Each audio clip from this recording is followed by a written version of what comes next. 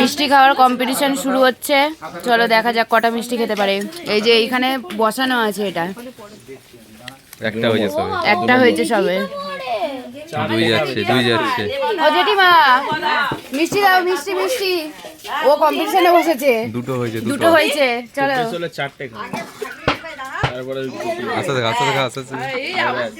তিন নম্বর হাতে এই তিন ঢুকেছে। 3 নম্বর মিষ্টি চলছে। চার গেছে, 4। হ্যাঁ, কষ্ট হচ্ছে না দিদি?